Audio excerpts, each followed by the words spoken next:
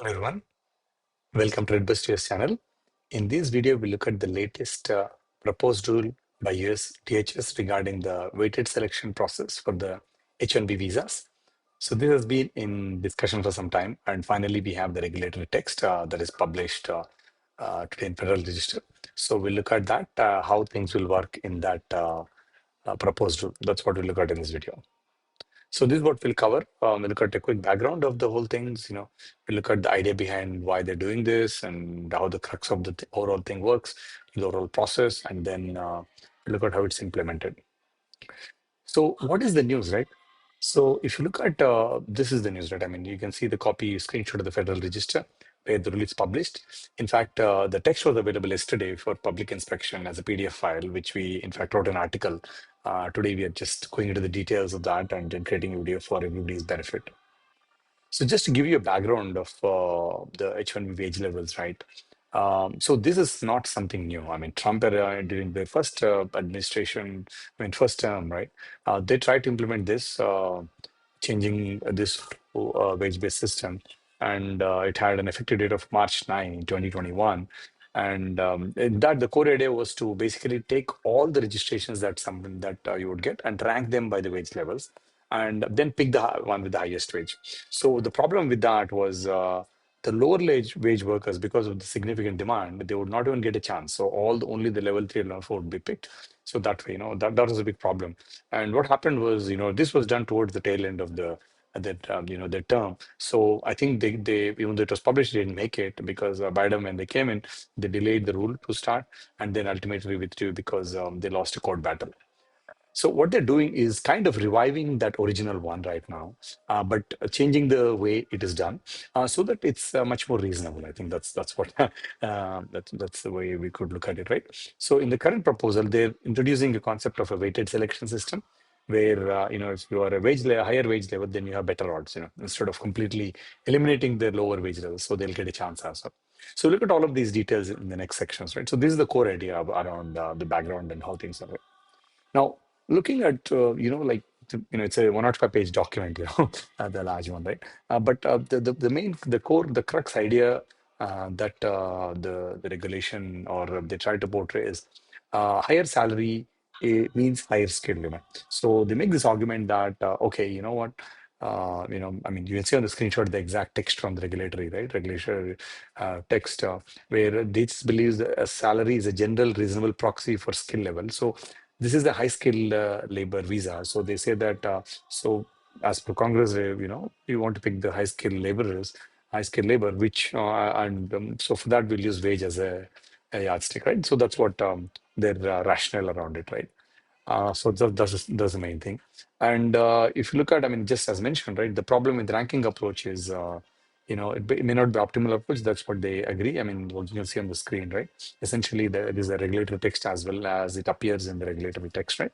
And they say that some of the people who are in the lower wage also may be high skilled, so we should give them an opportunity. So that's why, they want to change this. So what they're trying to do is, instead of ranking now, they want to introduce the concept of weighting, right? So what happens is each of the wage levels will be assigned a weight, and based on the weight of that wage level, they will get a higher chance of selection, in the lottery. So it's kind of basically, you get a lot more shots at the lottery. I think that's as simple as that. And they'll use, typical whatever OEA, AWS wage level. And where the wage level is not available, they've given some nuances on picking that what works for them, right? So these are all like, we're not going to get into nitty-gritties of all of that, but on a high level, right? So so below is how the lottery will work, right? I think an applicant with a wage level 4 will get 4 chances to be part of the lottery. An applicant with wage level 3 will get 3 chances. With a wage level 2 will get 2 chances. An applicant with wage level 1 will get 1 chances. So if you see, fundamentally, the higher the wage level, the more chances you have. And this is going to be applicable both for regular quota as well as master's quota lottery. I think that's the fundamental idea. So what they're telling is, with this, you're not really eliminating the whole lower wage level workers. They get a chance, but the chances are reduced. I think that's what that's the idea, right? And also one thing in this is, right, I mean, this is exact regulatory text, right? What I'm just trying to show you exactly what it appears so that you can read that. We'll put a link in the description as well for the article so that you can look at that and all of these, right? So basically, the thing is you need to look at the text and then correlate that way. You can get a good sense of the whole thing, right? Now that you have an understanding of the core idea of that, right? I think let's look at how it works. So the step one, basically now when you're submitting the H1B lottery registration, you also need to the employer needs to also make a decision on the job position's wage level, the location, and also the associate code. So they're going to use all of these three things for doing this. Of course, it's primarily the wage level, but they will use the other aspects as well so that people do not manipulate the system. I think that's the idea of getting that location SOC code as well. So what they will do is, essentially they will, based on the approach, right? They will do the lottery for the first regular cap to select the 65,000 based on his wage levels. And basically, as I mentioned, level four will get four chances, level three will get three, two, and one as going forward, right? But the big problem, I mean, what is not clear at the moment is how are they going to implement this? They've not provided specifics, oh, how are you going to conduct this four times lottery for these guys? How will they get four chances? So those nuances are not clarified in the current regulation. Maybe probably we may see this in the final rule. But again, it's up to them how they implement it. But this is the core idea, right? So step two, the lottery process is not changed. They'll go with the regular quota. And then after that, whoever is not selected regular quota, the regular quota applicants would go into the reserve pool, and the master's quota in the first round, they would actually, again, it comes to the master's quota, right? So this is a typical process that happens today, no change there. So now to select the master's quota for the 20,000 as well, so they'll apply the same formula, right? Where level four will get four chances, three will get three, I mean, so on and so forth, right? You can see on the screen. So the same logic is applied for regular now as also masters, and but whoever has not been picked, they will all be moved into a reserve pool, right?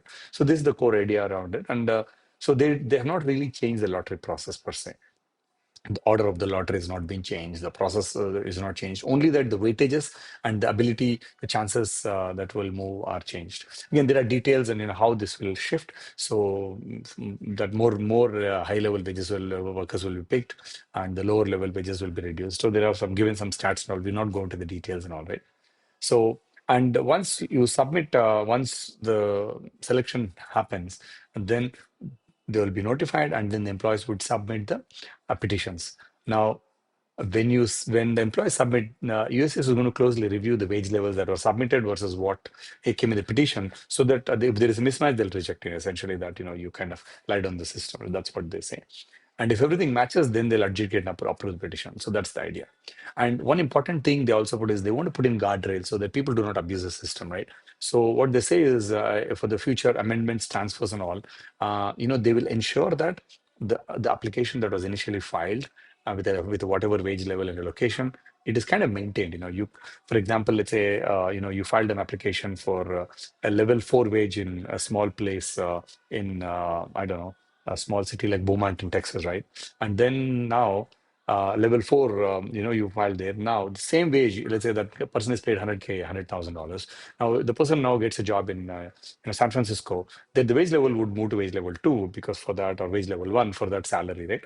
In that case, the wage level has changed. So for that cases, they will have very good enforcement. That's what they say, and they'll reject that because your wage levels have changed now.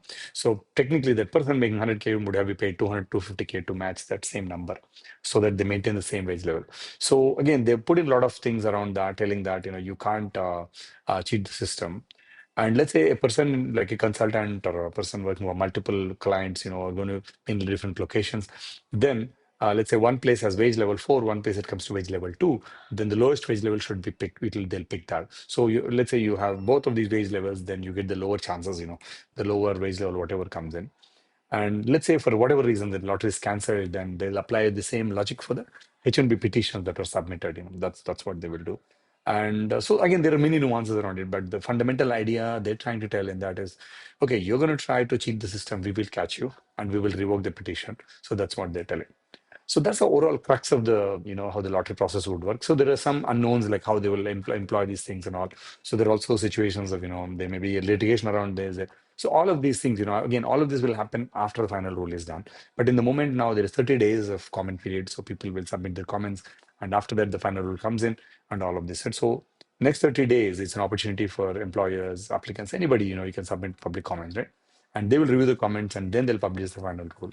So if everything goes well and the final rule, there is no litigation as such, then we may expect to see this by the next fiscal year, right? So that's a big one. So I think it may change the overall direction of this, right? But also we have this 100K, basically entry ban thing that has been published. So there is a lot of uncertainty around this. But again, overall, I think this is what's happening, and this is how the proposed rule looks. So this may completely change, after the final rule comes in. So again, this is just to get an idea of what is in the proposal.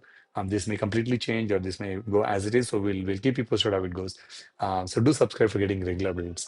Again, thank you for watching, and thank you for your time.